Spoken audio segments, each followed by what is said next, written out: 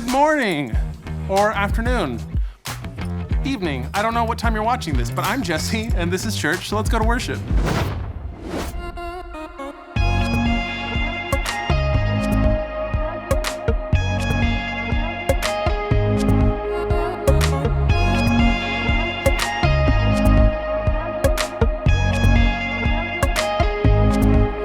Send your presence here,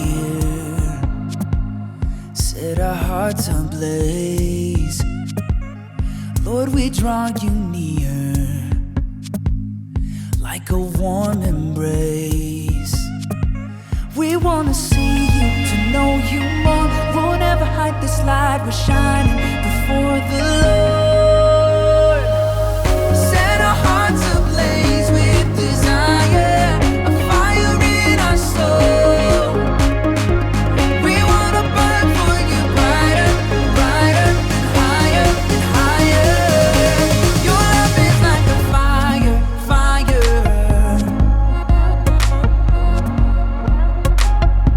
Your love is like a fire, fire.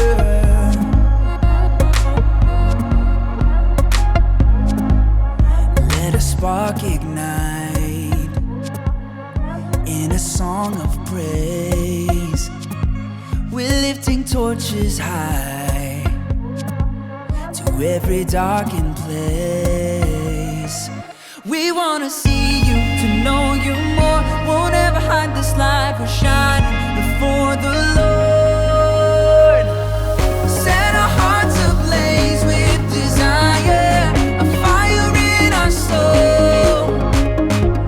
We wanna burn for you brighter, brighter, and higher, and higher.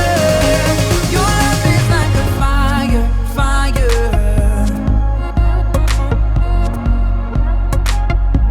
Your love is like a fire, fire.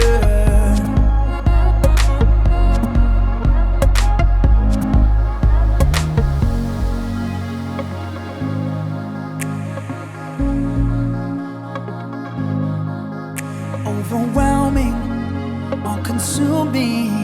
Lord, your love is a fire inside of me. There's something I'm wanting more than this one thing, to feel your love like a fire inside of me. We wanna see you, to know you more. We'll never hide this light, we're shining before the Lord. Set our hearts ablaze with desire, a fire in our soul. We wanna burn for you brighter, brighter, and higher, and higher. Your love is like a fire, fire.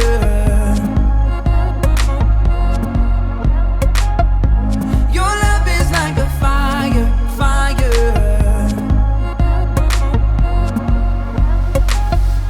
Your love is like a fire, fire.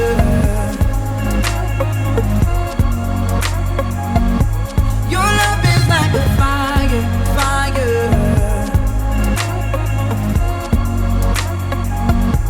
Your love is like a fire. There's a story in the Bible about Paul and Silas. See, they were in prison for preaching about Jesus. The Bible says these two guys were sitting in their jail cell singing songs of praise to God, which is crazy because they were in jail, when suddenly there's a crazy earthquake that comes. It broke the chains off their hands and it ripped the door open to their jail cell. See, there's power in praise, power to set people free, power to tear down walls. But don't take my word for it. You can experience it for yourself. As we praise, sing with all your heart to God. Let loose and give it your all.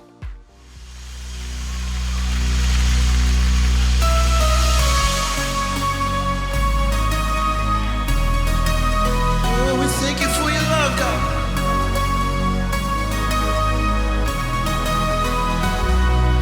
I'm leaning on the everlasting arms that placed me on the rock that stands. And I hold true to the one who breaks my fall and lifts me time and time again. Come on.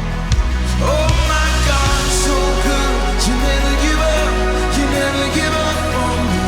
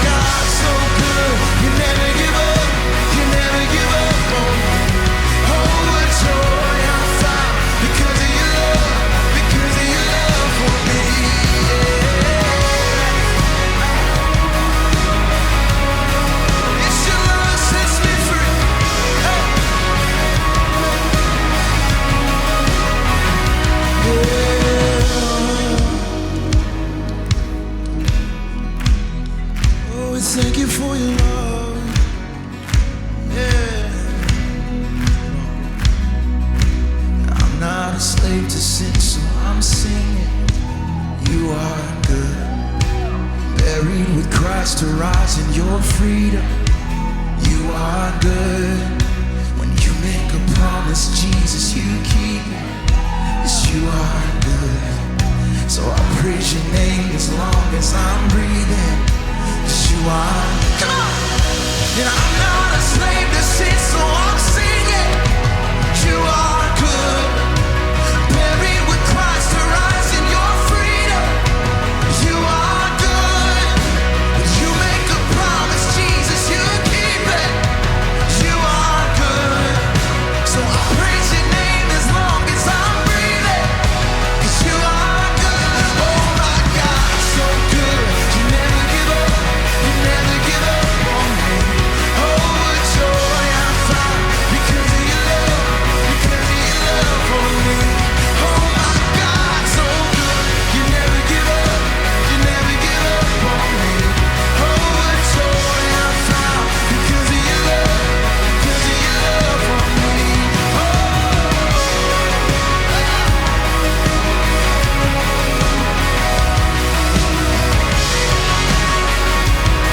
Thank you, Lord. Thank you, Lord.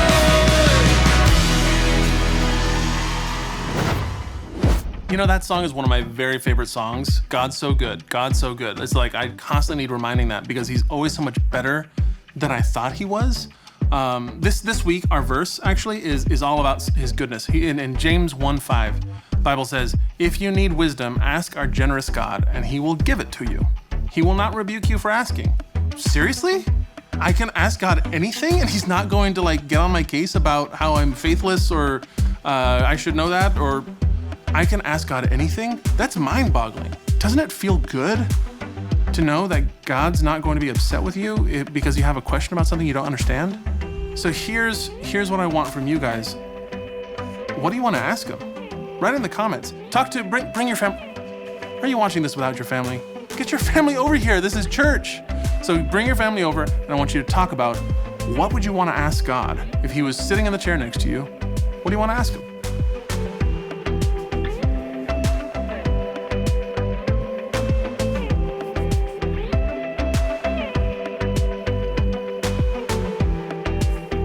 You know, it's really shallow, but one of the first things I want to ask him is, why mosquitoes?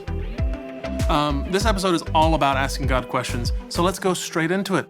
What's up, Loopsters? We are taking a look at some of our favorite challenges here on The Loop Show. And in this episode, we asked a lot of big questions, and Jamie had to have some Vegemite, and because it was at the end of the Loop Show survival games. Check it out, our playlist on YouTube. But right now, for solidarity, I'm going to try some Vegemite. Now, Jamie, this is like the worst thing you've had on Loop Show, right? Yes, this is the worst thing that I've had by far. And I'm going to try it because that's friendship. All right. I love it. Let's go. Ready? Oh, no, not good. It's not No, good. no. Please, okay, take here, that. got it. Oh, Go watch the thing. watch. Yes, go and watch it. It's so good. Go watch the thing. Still watching you, Ricky. Do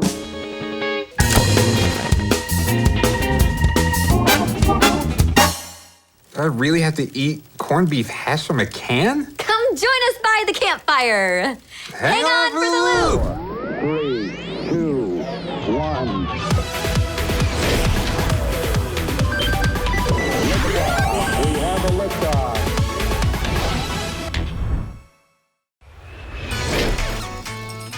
I'm Ricky. I'm Jamie. I think this fire's fake. Well, I can't blame a guy for trying. This month, we've been learning survival skills to help us survive in the wild. And we've been learning some skills that help us in our daily walk with God. We've also been competing in the Loop Show survival games. Now, what we've been doing is we've been competing in different games, and the winner of each game got to choose one good treat from the picnic table of doom to put in their backpack, and one not so good treat for the loser's backpack. Jamie won one challenge, I won the other two. So now we're going to eat those things that are in our bags. Are you ready to eat what's in your bag, Ricky? I'd rather eat this cold marshmallow, but let's go for it. All right, the first thing that I got to eat after winning the Compass Challenge, the moon pie. Boop. And if you've never had a moon pie, it's chocolate, marshmallow, and graham crackers. Graham for short. You're on a first name basis with Yes. it. Okay, we ready? Mission control, It's really good. we have liftoff. Wow.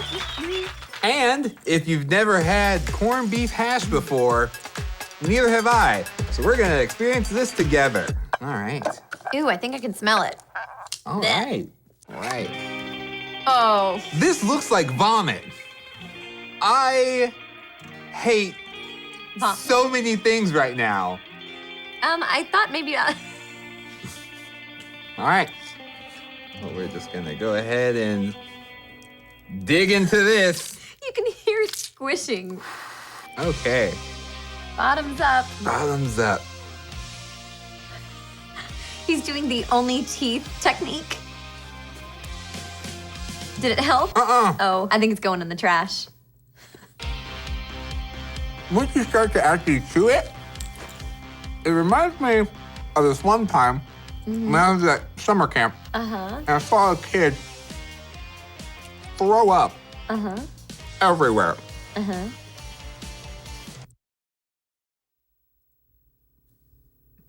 Wow. There we go. I'm impressed. There we go. Yes, everybody give him a round of applause. That was impressive. Oh, thanks, Loop Show. It'll be better than that. What? Not eating this ever. At all. What is fire? What makes things burn? In this film, we're going to study fire, what it is and what it does. We know some things about fire already. Fire gives us heat.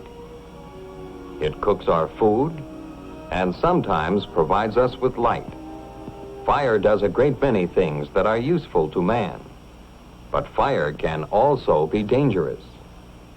Because fire can be dangerous, we'll study it in a laboratory where we can experiment safely. What do we need to make a fire? Let's try to find out. So fires need 3 things to burn, and one of those things is oxygen. Now, what's interesting is that there are some times where it can feel like our faith is burning bright, like this candle. And then something comes along, whether it's a thing that we didn't expect at school with a friend who does something that hurts us. Maybe it's a question that somebody's asking that we don't actually know the answer to. Maybe it's a verse in the Bible that just doesn't make sense. It's something like that that comes along and it takes away the oxygen and the fire stops burning. What happens is your faith goes out, just like this fire. And I think it can be easy to freak out and try to figure out, what do I do now? But what I hope you realize is that you can ask questions. That questioning can actually bring oxygen to reignite that fire. You have permission to ask because God is bigger than your questions. And this isn't just something I'm making up because I like the way that it sounds. This is actually something that James, the brother of Jesus, said. He wrote this letter to the church in the New Testament in our Bibles. It's called James, named after Jesus' brother. And in chapter 1, verse 5, this is what James says to us. He says that if you need wisdom, ask our generous God. He's telling us that we have permission to ask. Then he says that God will give it to you. He won't rebuke you for asking. Now, what does rebuke mean? It's basically a word that means getting onto you when you do something wrong. So we've all messed up, we've done something that we weren't supposed to, and we had somebody who got onto us for it that said, hey, don't do that again. It wasn't good, it wasn't smart, don't do that. Here's what God won't do. He won't rebuke you for asking questions. What God will do is give you wisdom. Questioning will bring oxygen because God's wisdom is the oxygen that your faith needs to burn bright. But that's not all a fire needs. It also needs... Whoa! Let's hold on there for a second. I'm the internet, but you can call me Webbles. I'm rarely the voice of reason around here, but before we go giving you all the secrets for how to make fires, I just want to reiterate something. Fire is dangerous. You do not have permission to go starting fires every which way you want to. We're getting all scientific and making some metaphors. You do have permission to ask questions. You do not have permission to start fires. Yes questions, no fires. Got it? Just want to make sure we got that crystal clear. Okay, I guess, let's rewind a little bit and, yeah, that's a good spot. Unpause! But that's not all a fire needs. It also needs fuel, just like this candle, otherwise it's not gonna burn. And the thing about fuel is it's not always just gonna show up or fall into your lap. You're gonna have to seek it out. You're gonna have to be active in order to find the fuel that you need. So let's check this out.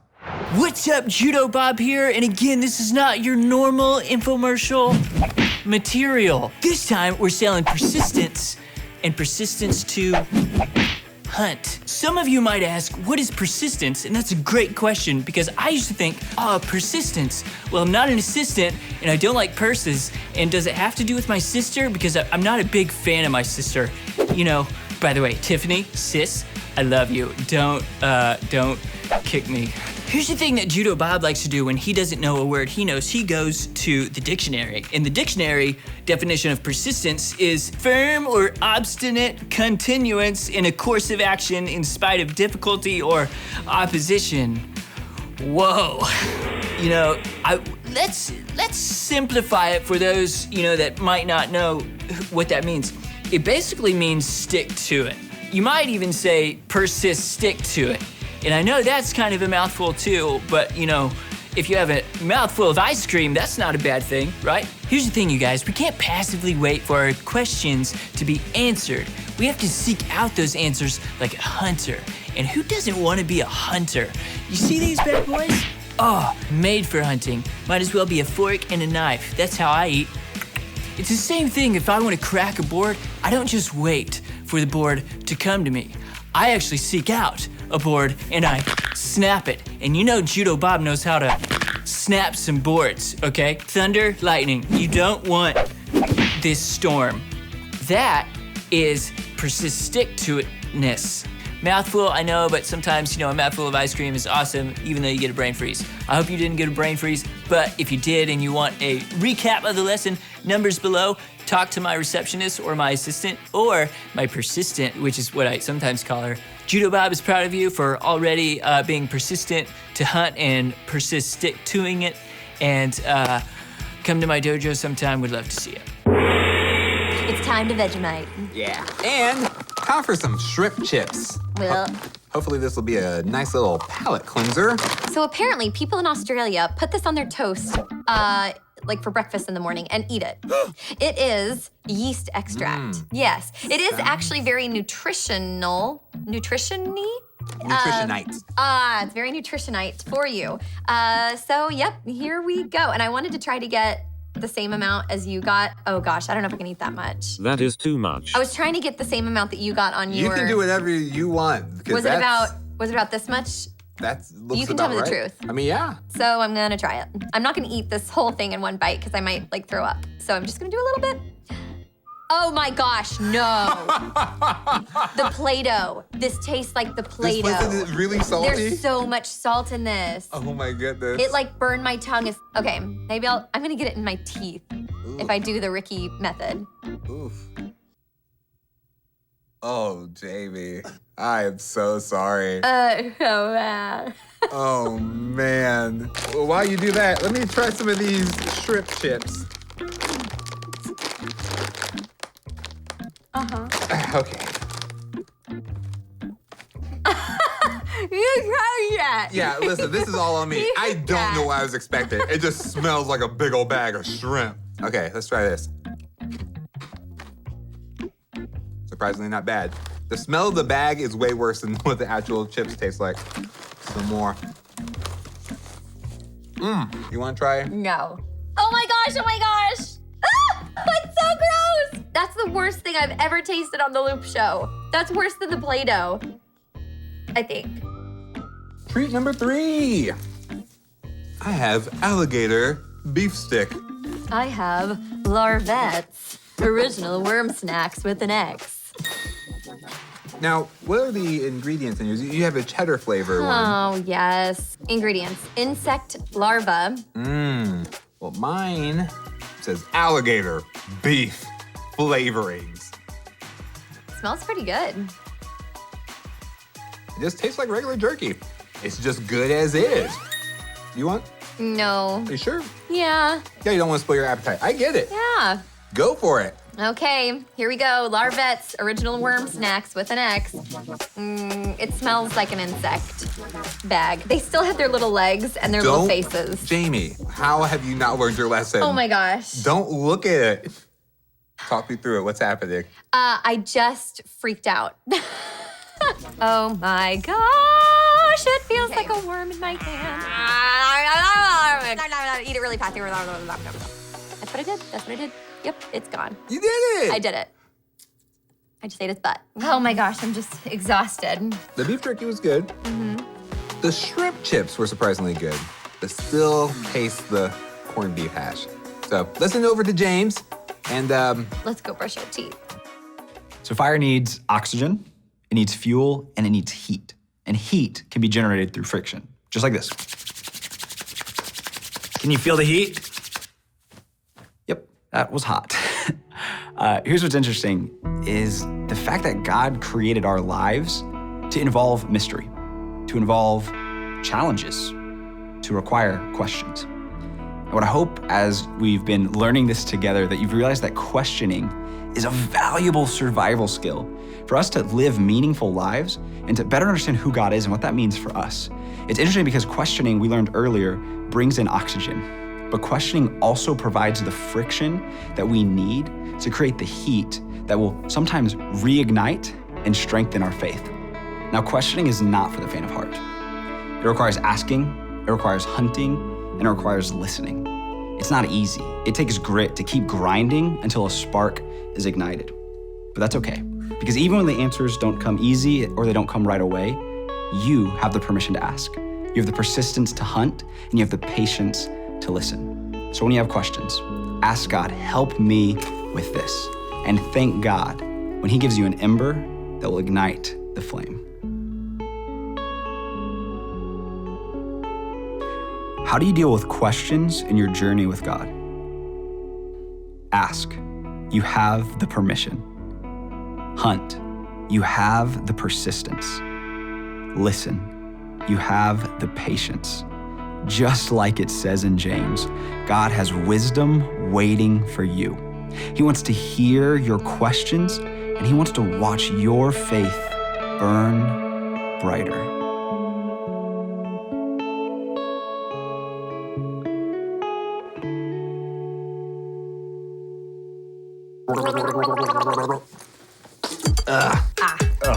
Okay. I think I finally got the taste of corned beef hash out of my mouth. Ugh. I'm never gonna get the taste of Vegemite out of my mouth. So Ricky, what do you do whenever you're wrestling with a really tough question? Well, I wrestle with it. I go back and forth, and I ask trusted friends. I see what I can do and kind of make it become a discipline to just really pray on it. Yeah, it's weird because sometimes whenever we don't have the answers to our questions, we can feel hopeless. I know that there's been times in my life where God has led me down a road or my path has gone one direction that I didn't see it going in. And I just felt really hopeless at the end of it. And I felt like, God, like, why did you lead me here? Why? And I would pray to God and I would ask Him, what's going on? What's the purpose of this? Where am I supposed to go from here? And He seems silent. But the important thing to remember is that maybe He's silent, but He's there. And He's not gonna leave your side. Have faith that you are there for a reason, and you have to wait until you do hear from the Lord. So that's one thing that I always hold on to is I remember that I'm not alone and that He's with me. Yeah. I mean, God gave us so many skills to survive everyday life. Yeah, skills like prayer, stillness, reading the Bible, questioning. Those are a couple that we learned this month. Yeah, and there are loads more disciplines that we can practice to grow closer to God. I feel like our survival skills got stronger too. Absolutely. Jamie, you have been a worthy opponent. You as well, sir. I had a ton of fun. And until next time, Enjoy the ride! It's getting cold out here to you? Ricky, that's a TV. Yeah, but it's like radiating heat. Oh, it is actually. Yeah. Huh. You have permission to ask God the big questions. God wants you to ask the big questions because God is big enough for your questions.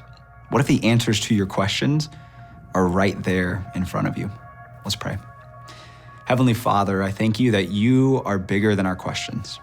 That like any good parent, you want us to come to you when we're struggling, when we're wrestling, and when we're doubting. And that when we do come to you, you are there to hear our questions and to provide us with the wisdom that only comes from you.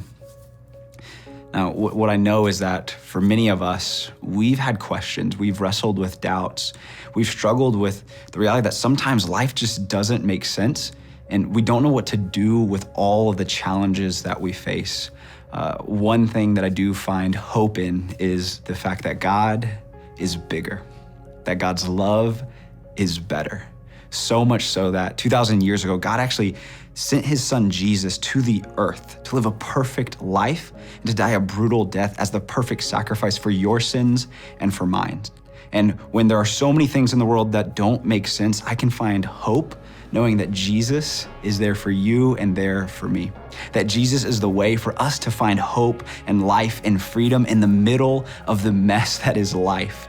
And what I know is that for you today, God wants to invite you into a relationship with him. And the way is through his son, Jesus. And so maybe today what you're realizing is that you haven't had hope, but that's what you need. And what you realize is that Jesus is what you've been missing. And he is inviting you to say yes, to follow him. So if you're in this room and you want to say yes to Jesus today, then simply lift your hand right now. If that's you and you want to become a follower of Jesus, simply lift your hand up and let's pray together, all repeating after me. Dear Jesus, forgive me. I'm turning from my sin. I'm turning toward you. I need your love. I need your grace. I need your mercy. I give you my life. In Jesus' name, amen, amen, and amen. We are so proud of you for making that choice because following Jesus is the best choice you can make in your entire life. Before you go, though, make sure you talk to a small group leader, to a friend, tell them about the choice that you made so they can help you better understand what it looks like to follow Jesus. Seriously, if you just made that decision to follow Jesus, I can't imagine how your head is swimming with like, what's next? What do I do next? Because it doesn't stop here. I bet you have a lot of questions. What we're gonna be doing for our Bible plan this week is a choose your own adventure. So go to this link on a tablet or computer, your phone, whatever. Go to this link and pick one. We've got Bible plans on worry and on baptism and on like just, we have all kinds of Bible plans. Pick one that looks interesting and go for it. Hopefully, by watching this episode, you're feeling some freedom to ask God questions about things that might seem confusing or unfair or whatever. So seriously, like, write them down in the comments. And then once you're done writing it, go back to the other questions that are in there and write in there like, yeah, I had this question too. So all of church, we've been talking about questions. Now we got some more questions to talk about with your family. Here we go.